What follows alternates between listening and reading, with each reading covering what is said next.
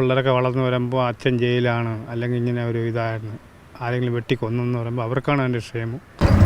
ഇതാണ് തിരുവനന്തപുരം ശ്രീകാര്യം അയ്യങ്കാളി നഗർ സ്വദേശി അനി. നാട്ടുകാർ സാഗർ ഏലിയാസ് അനി എന്ന് വിളിക്കും. ഒരു കാലത്ത് അടിയും പിടിയുമായി നടന്ന അനി 4 തവണ ജയിലിൽ കിടന്നു. വെഞ്ചാവോട് സ്വദേശി ഡോക്ടർ സത്യശീലനാണ് അനിയെ തെറ്റായ വഴി വിട്ട് നന്മയുടെ വഴിയിൽ ഓടാൻ പഠിപ്പിച്ചത്. അതൊക്കെ വിട്ടുകഴിഞ്ഞ് സാറിൻ്റെ കൂടെ തന്നെ ഞാൻ 13 കൊല്ലം സാറിൻ്റെ കൂടെ നിന്നു. പാവപ്പെട്ട രോഗികൾക്ക് ഒരു വിളിപ്പാടകലെ അനിയുണ്ട്. പല സ്ഥലങ്ങളിൽ നിന്ന് RCCയിൽ ചികിത്സയ്ക്കായി എത്തുന്നവർക്കും വാഹനാപകടത്തിൽപ്പെട്ടവർക്കും അനിയുടെ ഓട്ടോ സൗജന്യമായി ഓടും.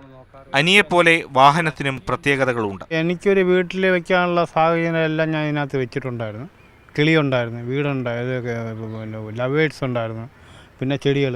അതൊക്കെ എനിക്ക് ഭയങ്കര ഇഷ്ടമാണ്. എനിക്ക് വീടില്ലാത്തതുകൊണ്ട് ഞാൻ പിന്നെ എൻ്റെ വണ്ടി തന്നെ വെച്ച് പോലീസുകാരൊന്നും വലുതായിട്ടൊന്നും ശല്യം ചെയ്യാത്ത രീതിയിലൊക്കെ, അവർക്കും ഒരു ശല്യമില്ല, എനിക്കും ഒരു ശല്യമില്ലാത്ത രീതിയിലൊക്കെയാണ് പോയിക്കൊണ്ടിരുന്നത്. 6 മാസങ്ങൾക്ക് മുൻപ് 1 സെൻറ്റിനകത്ത് ഒരു ചെറിയ കുടിൽ കെട്ടി. പ്രായമായ ആരും നോക്കാനില്ലാത്ത ആളുകളെ അവിടെ താമസിപ്പിക്കണം എന്നുള്ളതാണ് അനിയുടെ ആഗ്രഹം. പക്ഷേ 1 സെൻറ്റിനകത്തുള്ള വീടായതിനാൽ പഞ്ചായത്ത് വീട്ടു നമ്പറോ വൈദ്യുതിയോ ഒന്നും തന്നെ നൽകിയിട്ടില്ല. നിയമത്തിൻ്റെ നൂലാമാലകൾക്കപ്പുറം നീതി അനിയെപ്പോലെയുള്ളവർ അർഹിക്കുന്നുണ്ട്.